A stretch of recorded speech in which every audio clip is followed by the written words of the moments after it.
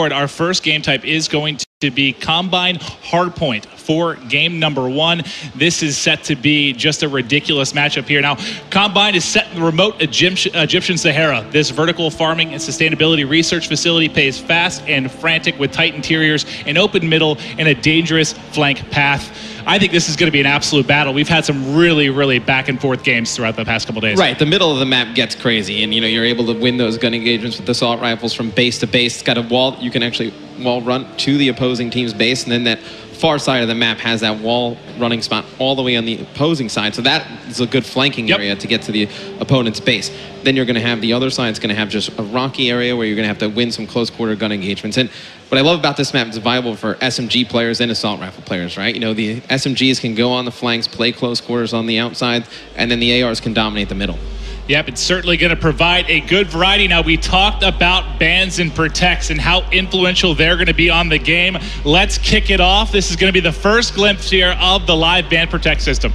Yeah, so Tommy and Sensor are both going to go at the same time here, and it's pretty much a race. So you see Sensor, he's going to ban that thermal sight, and Tommy, he's going to go for the UAV. So both those players are going to go down to the next two players in line. Yep, we'll keep ripping through here, see what players are trying to eliminate. It was really awesome just watching through the course of that first day how dynamically it changed game by game as players started to adapt to each other's playstyles. Right, because players started to ban, the guns that the other players were good with. And then it saw, game to game, game mode to game mode really changed. See Gotaga, he's going to go to protect that M8A7 favorite of everyone from Black Ops 2. We've seen that M8 used so much, and not surprised that's the first one protected. You'll see Flex going to be banning the mothership, and then Kiwi will protect that Man of War. That's for his teammate, though. That's for his teammate, that's for Buzzo, 100%. Yeah. Buzzo has been ripping with that Man of War. Here's where, the strategy comes into it. Buzzo has that last ban.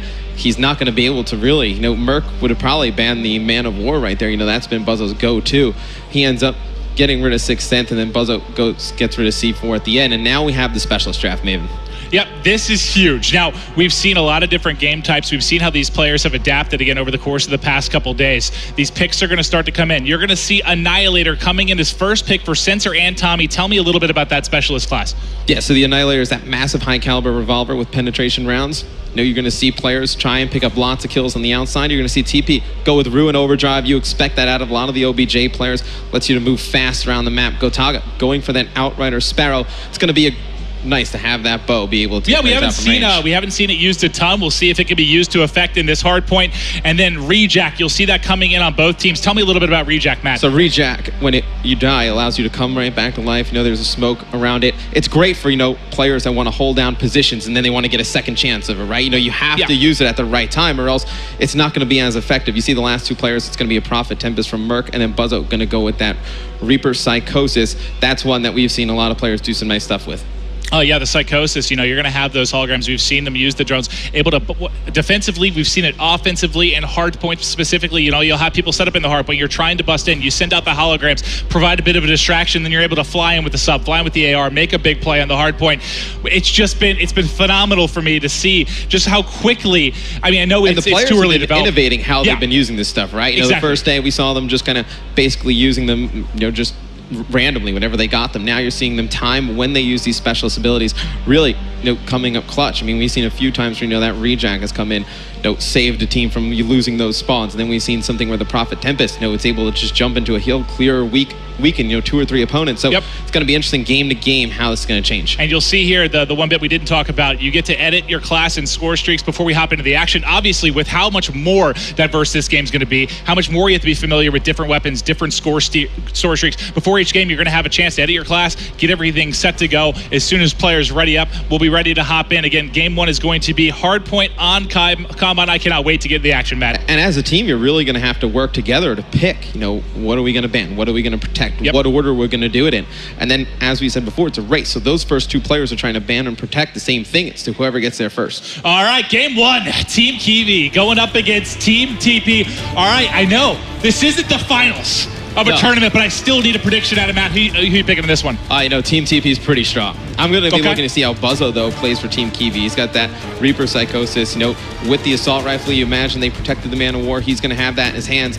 Going to be interesting to see how he's going to play. Well, speaking of what you talked about, Buzzo, I'm going to kick things off with him as we're getting ready to hop into the action. What's bound to be an amazing game 1. Yeah, and you're going to see them fight over this middle hard point. It's going to be right in the center of the map. Going to be teams fighting from all over the place. You're going to see teams going all the way up to that top side. You're going to see that green arrow try and get to the other side of the map for that flank. And then on the left-hand side, you're going to see players try and win those close quarter engagements and then just slide out and take that middle hard point. Yep, you can see via the X-ray. Obviously, that is just for you viewers at home, and us casters able to get vision on where the pushes are coming for. Buzzo is going to be taken out after he started out 2-0. Going to switch over to Team TP. Tommy also 2-0. He's set up in the hard point right now, trying to get as much time as he can for his team. Out to an early lead here. Now, Matt, one thing I want to touch on as we're early into the game. We have a little bit of time to talk here. This has been a great addition. You have the ability here now on the controller. Widget, yeah. You pull up the widget here for each player. You can go through, you'll see at the bottom middle of the screen here, but you can see Psychosis. He has the Man of War. You can go through all the perks, see everything that they have on their class, able to pop it right back out. It's incredible here for us and for you at home to see what's going on in the action. It's such a great little graphic end feature in the Codcaster mode. I mean, makes it so easy for the broadcast. It just looks great and professional. And you see Buzzo on a 5 streak now, has that Psychosis ability. It'll be interesting to see when he decides to use that. He's getting close to his streaks as well, Maven, so he's going to try and set up for this next hill, regen some health, try and get those streaks. As we remember back to Black Ops 2 competitive play, how large were score streaks? Huge. It just completely changes the game. It's amazing to have them here in Black Ops 3, as we'll see Buzzo so close to streaks, and now he's going to have it set up. Going to have the Hellstorm missile, going to be set up for when he comes off a spawn. We're going to stay on with him as he's got his specialist ability up. He's fully got loaded. streaks. I mean, he has his specialist ability. He has 2 score streaks. The Hellstorm and that Guardian will decide when he uses it. And that's what's going to be the whole metagame, right? You're going to have that pre-match metagame deciding, what we're going to protect, what we're going to ban, what specialists we're going to use. And then in-game, right? When to use score streaks is such a large part of Black Ops 2. Now it's when to use your score streaks and specialist abilities, because those special abilities can change around the game, right? This hard point's so close. Let's say there was a Ruin with the gravity spikes. He was able to just jump in there, clear a hard point. Not like that. You wouldn't want to waste that. You see, that is going to be the Nomad using his rejack ability to come back to life right there. Yeah, I'm going to keep eyes on with Tommy real quick, just because he's 9-6. He has the Annihilator in his pocket when he's ready to use that. We've seen that be used very effectively in different game modes. There it is. There's the one-shot kill. Can he get a second? Able to pick it up as he's heating up with the Annihilator. You see, he's got 5 shots left in that. They've got a 23-point advantage here, and Tommy's starting to roll. And we've seen some players do some great things with the Annihilator. He absolutely destroys Gotaga there. And they're just able to push out those spawns and really just lock it down for the team. I mean, how huge on a hardpoint, Maven, is when your team gets control, you're able to push out, take 2, 3 players out from the next wave of the opponent. It's able to buy your team, 20, 30 seconds on the hill. Well, we had Kiwi in the hill. He's 11-9, going to end up dropping here. They're trailing big time. We've seen some great comebacks in this game already as we've been watching just the action again over the past couple days. We already see Sensor here. He's going to push forward with the Kuda. Not able to win that gunfight. He is going to end up dropping. They're starting to mount the comeback right now for Team Kiwi. And I got to go back to Buzzo, though. He hasn't even used his streak set. He's still holding on to the specialist. I'm going to keep going back to him just so you at home can get an eye of when he's going to start to put these into effect. Yeah, you definitely want to see his Psychosis come into effect. It's going to be awesome. So you see that Nomad ability, that rejack coming into effect again. He had no idea where that player was going to come up and go once he's out of that smoke. And see, Buzzo gets taken out by that guy, but it's all timing on when to use these, Maven. You see Buzzo just waiting for the perfect opportunity to do so, because his team is still pretty close in the game, right? There's no reason to panic right now. Still 6 minutes, 20 seconds to go. You're going to expect him to hold on to it when it's really, in a clutch situation.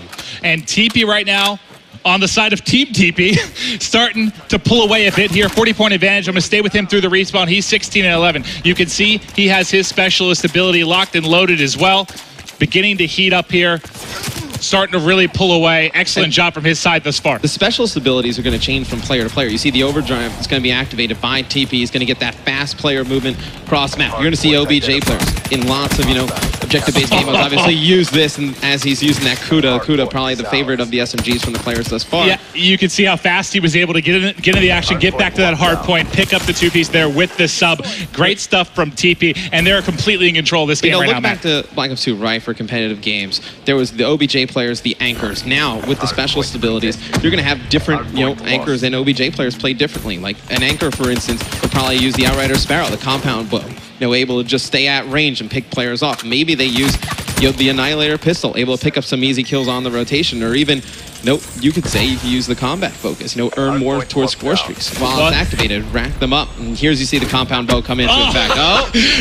Sorry, Sensor, going to stick that one in your back. He's going to tag him up, just trying to pick one up, gets hit markers, and in comes the Sparrow kill for Gotaga as he's able to take out Merc. It's such an awesome animation when he hits him with the bow. It's just awesome. Watch the players fly back. You see Tommy with that Annihilator pistol yet again, picking up another one. He has been so good on when to use that. Though he's done a great job knowing when the players are coming off spawn and from where, and then using that specialist ability, able to pick up 2-3 kills for his team. And Buzzo pushing in, still has the Hellstorm, still has his specialist to work with as well. He's got 3 players in front, getting pushed, not able to clean it up. You can see we've got like 5:45 on the clock right now, and this one just continues to pull away here. Yeah, and you see Flexi with the Kuda, going to be playing pretty OBJ-minded near the hill. He's going to have one player use that reflex ability outside. Now they're just going to watch this side door. Hardpoint is such a great game mode, Maven. You know, for the people new at home, why don't you explain what Hardpoint is? I mean, for Hardpoint, we're going to be playing to a max of 250. Obviously, this is going to be rotating basically on a 60-second timer as they're going to look to control, you know, you can call it the hill. Basically, you're trying to lock down this area, and so far, it's been Team TP just completely controlling, and that's really on the back of TP and Tommy. You can see Tommy doing it objectively. He's been doing it in the slaying department as well. Who's really been jumping out for you on both these sides, Matt? Oh, you know, Tommy, he's been so smart with the way he's used his abilities. You know, Merc, he's macking it, right? I mean, he's got that Tempest. He's going to be able to use that in case they get the hill, right? So it's going to be something that you can charge up, fires a little bit of electricity, shocking targets, chaining to nearby enemies. So let's say there's a hard point where the opposing team has 2-3 players in it. He can charge it up, hit one, jumps from player to player, gets them weak. Opportunity for his teammates with the SMGs to push in. Yeah, and I want to get back to Merc in just a second because he has the Hellstorm to work with as well. We came on the tail end of his Lightning Strike. I know Tommy had the Annihilator, but let's see what he's able to do here. Merc trying to push forward. Here's his Tempest, so he's going to charge this up, try and hit one of these players, see if it jumps from player to player. He's going to shoot it, but not able to pick one up. I do like. Yeah, he got one. I think that transferred over. I didn't see if the second player was able to get cleaned up. I like when he elected to use it, though, right? Yeah. You know, the opposing team had the hill. You knew there was going to be 2 or 3 players in this short area, and you see Merc picking up a big 3-piece there with the M8A7. It's a burst rifle, Maven, just like the M8. Fan favorite from Black Ops 2. Merc looking so comfortable yet again. And there you go. You see the clone coming through. He's going to get shots in. But now it's time to call in the Hellstorm. Here it comes. Kenny lines some up. Boom. And there it is. Able to pick up one. Kiwi, unfortunately, taking it to the face there as he's going to drop it. It's going to be a 100-point advantage right now for Team TP. They've got this game locked down right now. Team Kiwi needs to turn up now, Maven. They're going to be pushing that hill from the right side. You can see the spawns coming in. Go on with one of them, maybe Buzzo as he comes off the spawn, see if he's going to make anything happen. We'll check out Buzzo. He's going to start to push forward. His teammate cleans up one. He's getting shot from the right, able to come through. You can see via X-ray. He's got one on his left. Not going to be able to clean that up, but only 42 points away is Team TP. We'll stay with Buzzo here through the respawn. Actually, I see Kiwi's on the 3 streak. Let's hop over here, see if Kiwi can get going. Not that far off the streak span. Yeah, he has that reject ability. He can, you know, build that up. Maven, when he's playing in the hill, he's able to come back a second time. Gives himself a good opportunity to win. I think that's really where you're going to see, you know, the metagame develop. You know, in the pre-game lobby, are people going to, know TP's a great player with that reject ability? Do we have to ban that? Are we that worried about that? Or are you worried about, Buzzo using the Man of War? There's also stuff that you don't want in the game as well. So I love that the players are the ones that really decide all of these things. Well, we do see Tommy on the 3 streak. He's 38-26, leading all players. He's got the Annihilator in hand. Can he get forward? Sees one more, trying to line it up. The reload not in time. Going to miss that shot, and eventually he will fall. They only need 30 points to close out game number 1. Team Kiwi just cannot keep up right now, Matt. So here's where the meta really develops, Maven, right? Tommy absolutely crushing here in game number 1. We've seen him really dominate with that Annihilator pistol. Does the opposing team decide to ban that going into the next game? It's got to be on their mind. One of the first things that would need to go if they're going to make a comeback in this series. That's the crazy thing, too, is we're talking about different game types as well. I mean, what's going to work really well in Hardpoint may not work as well in S&D. What's working well in S&D, not the same for Uplink. So it's going to be amazing. And, obviously there hasn't been a ton of time for these games to kind of develop a meta and get forward with these players. But there's going to be so much over time. Like, the way this is going to change, it's going to be so fun to watch how it works out. Month to month, day to day, the meta is going to change in this game, right? Players are going to say, hey, for an OBJ player, maybe this specialist and this setup works well. And then the next month, once teams start to adjust and ban some of the things that the OBJ players are using, they're going to have to pick a new kind of default loadout. So it's going to change from game to game, month to month. It's just going to be amazing for Call of Duty Esports. Well, I'm going to go on with Team Kiwi, Matt. Only 10 points more needed for Team TP. They're They would trying need to a do the miracle improbable here, Maven. They've got enough time. Can they pull the improbable? You see the point sticking in. It should be, that should be it here with the final hard point. They should be able to close it out as they're going to get set up inside. That's going to be 250 for Team TP as they're able to close it out. Let's give them a round of applause in game number 1.